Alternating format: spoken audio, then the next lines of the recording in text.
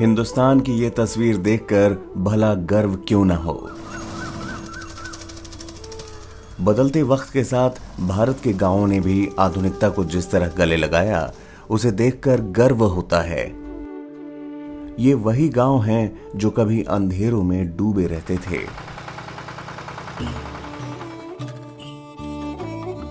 जहां रोशनी के अभाव में बचपन बिना पढ़े गुजर जाता था।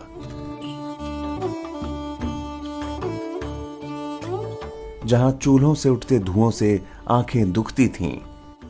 लेकिन आज हमारे गांव आधुनिक हैं। यहां घरों में रोशनी है, खेतों में हरियाली है, संपन्न परिवार हैं और घरों में खुशहाली है। गांव में संपन्नता के साथ ये भी आवश्यक है, जो कि मल, कूड़ा, गंदगी इत्यादि उत्पन्न हो रहा है, उसका हम अच्छे तरीके से निष्पादन करें।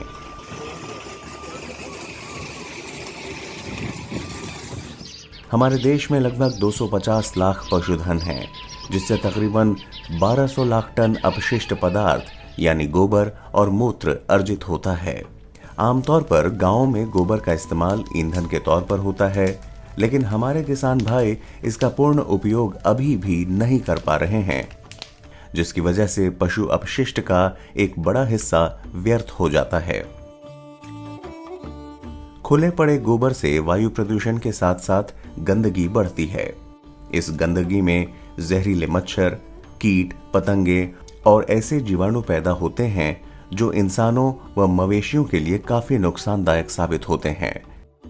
अगर इस गोबर को बायोगैस संयंत्र द्वारा इस्तेमाल में लाया जाए तो इससे न सिर्फ गोबर का कुशलतापूर्ण प्रबंधन होगा, बल्कि ये ग्रामीण भारत के लिए ऊर्जा का एक बेहतरीन स्रोत भी बन पाएगा, यानी आम के आम और गुठलियों के दाम। दरअसल बायोगैस प्लांट के जरिए गोबर से घरेलू गैस बनाने की पद्धति पिछले कई दशकों से हमारे गांवों में अपनाई जा रही है। ये गैस गंध रहित और धुआं रहित होती है। ये पर्यावरण प्रदूषण को नियंत्रित करने में भी उपयोगी है। बायोगैस ऊर्जा का एक ऐसा विकल्प है जिसका इस्तेमाल खाना बनाने, बल्ब जलाने से लेकर कई अन्य कामों में भी किया जा सकता है। आइए आपको समझाते हैं कि गांवों में व्यर्थ माने जाने वाले गोबर का इस्तेमाल ऊर्जा के एक बेहतरीन विकल्प के तौर पर आखिर कैसे किया जा सकता है। बायोगैस प्लांट मुख्य तौर पर 4 भागों में बटा होता है। बायोगैस प्लांट की रचना। पहला भाग, स्लरी मिक्सिंग टैंक। गोबर में पर्याप्त मात्रा में पानी डालकर इसे पाइप के माध्यम से टैंक में डाला जाता है ताकि इससे गोबर का एक गाढ़ा घोल तैयार किया जा सके। दूसरा भाग, डाइजेस्टर टैंक। ये टैंक जमीन के अंदर मुख्य तौर पर ईंट और सीमेंट से बना होता है। इस टैंक में मूलतः 2 प्रकार की रासायनिक प्रक्रिया होती है।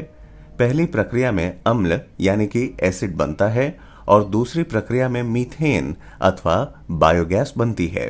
बायोगैस एक ज्वलनशील पदार्थ है जो जलने के पश्चात ऊर्जा पैदा करती है।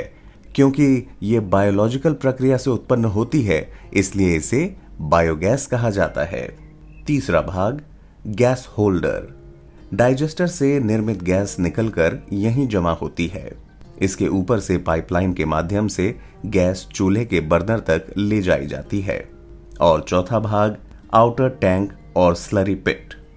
गोबर के घोल से गैस निकलने के बाद खुद ब खुद स्लरी बाहर आकर स्लरी पिट में जमा हो जाती है।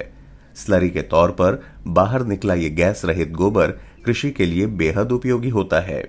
इस स्लरी को सुखाकर खेतों में जैविक खाद के तौर पर इस्तेमाल किया जा सकता है, या फिर इस स्लरी से केचुआ खाद का भी उत्पादन किया जा सकता है।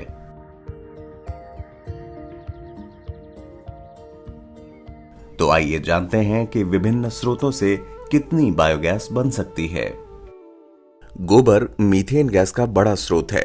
350 किलोग्राम गोबर से हमें 60 किलो मीथेन गैस मिल सकती है। वहीं मुर्गी पालन से अर्जित होने वाली 440 किलो बीट से 65 किलो तक मीथेन गैस का निर्माण हो सकता है। इसके अलावा फसल अवशेष जैसे सूखे पत्ते भी मीथेन बनाने में कारगर हैं। 450 किलोग्राम सूखे पत्तों से 44 किलो मीथेन बनाई जा सकती है। वहीं 930 किलोग्राम लकड़ी का बुरादा 46 किलोग्राम मीथेन का उत्पादन कर सकता है। गोबर और जैविक व्यर्थ से बनाई जाने वाली नेचुरल गैस की उपयोगिता को देखते हुए केंद्र सरकार ने राज्य सरकारों के साथ मिलकर बायोगैस प्लांट को बढ़ावा देने के लिए योजना तैयार की है और बायोगैस प्लांट लगाने वाले किसान भाइयों को अनुदान देने की व्यवस्था की है। हर राज्य में बायोगैस प्लांट पर मिलने वाली सब्सिडी की दरें अलग हैं। बायोगैस प्लांट के लिए डेयरी किसान और गौशाला संचालक गोबर गैस के साथ साथ जैविक खाद का भी उत्पादन कर सकते हैं। राज्य सरकारों की तरफ से इस काम के लिए 40 से 60% तक सब्सिडी देने का प्रावधान है। सरकारी सब्सिडी की मदद से कम खर्च पर किसान अपने घर में ही बायोगैस प्लांट लगा सकते हैं। मुर्गियों की बीट और फसलों के कचरे को भी इस्तेमाल किया जा सकता है। इसलिए पशु रखने वाले किसानों के साथ साथ पोल्ट्री फार्मिंग करने वाले किसान भी बायोगैस प्लांट लगाने के लिए सरकारी मदद का लाभ ले सकते हैं। चलिए अब आपको बायोगैस प्लांट से होने वाले कुछ अन्य फायदों के बारे में भी बताते हैं। बायोगैस प्लांट के लाभ। ये गैस पर्यावरण के लिए अनुकूल है और ग्रामीण क्षेत्रों के लिए बेहद उपयोगी है। ये तकनीकी पर्यावरण को भी स्वच्छ रखने में मदद करती है। ग्रामीण अंचलों में बायोगैस के इस्तेमाल से पेड़ों की कटाई पर भी रोक लगेगी। बायोगैस के उत्पादन के लिए पशुओं के गोबर और बचे हुए फसल अवशेष को भी बायोगैस संयंत्र में इस्तेमाल किया जाता है, जिसकी आपूर्ति किसानों के अपने घर से ही हो जाती है। लकड़ी और गोबर वाले चूल्हों से निकलने वाले धुएं की वजह से होने वाले श्वास संबंधी रोगों से गृहिणियों को मुक्ति मिलेगी। बायोगैस प्लांट से हमें उच्च गुणवत्ता का खाद भी मिलता है, जो फसलों के लिए काफी फायदेमंद होता है। अब तो आप समझ ही गए होंगे कि बायोगैस प्लांट हमारे ग्रामीण परिप्रेक्ष्य में कितना जरूरी है, खासतौर पर उन किसान भाइयों के लिए जो दुधारू मवेशी पालते हैं। ऐसे किसान दूध के साथ साथ गोबर से गैस का उत्पादन और जैविक खाद के जरिए अपनी आय को कई गुना बढ़ा सकते हैं। जिस तेजी से हमारे गांव आधुनिक हो रहे हैं, पूरे भारत की तस्वीर बदल रही है।